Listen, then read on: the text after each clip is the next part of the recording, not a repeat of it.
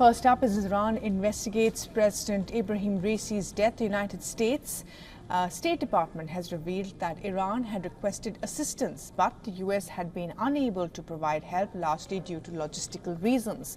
The U.S. State Department has said that Iran, which has no diplomatic relations with Washington after the 1979 Islamic Revolution, reached out after Ebrahim Raisi's chopper crashed in foggy weather on Sunday.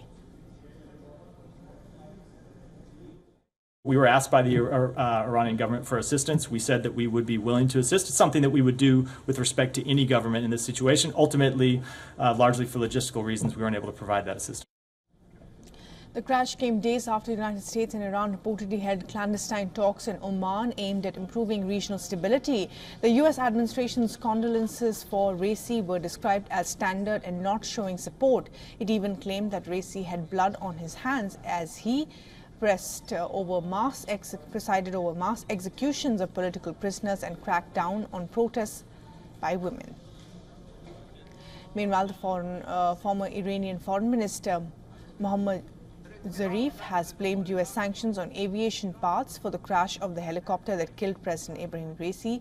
In an interview to the state media, he said the sanctions compromise Iran's access to updated aircraft and parts. The Pentagon has denied any U.S. role in Iranian President Ebrahim Raisi's helicopter crash, indicating that the U.S. has not changed its stand on Iran.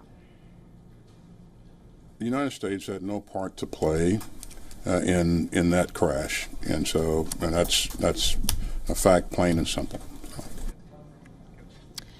Now, Ebrahim Raisi leaves behind a mixed legacy. Known to be a close aide of Iran's supreme leader, Raisi was known to take a strong position on America and its allies. He vowed to avenge any attack on his country, but at home he was both loved and feared, famously known for the mass executions of the 1980s and for strong moral laws against women.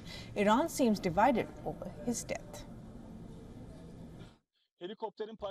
Debris and mangled metal can be seen wedged between trees at a site said to be the wreckage of Iranian President Ebrahim Raisi's helicopter on Monday. The footage from a Turkish broadcaster showed parts of the destroyed aircraft in a misty, forested area. Supreme Leader Khamenei, who holds ultimate power with a final say on foreign policy and Iran's nuclear program, announced 5 days of public mourning and said First Vice President Mohammad Makbar would take over as interim president. In the first cabinet meeting after the crash, the acting leader vowed the incident would not interrupt the government's operations. This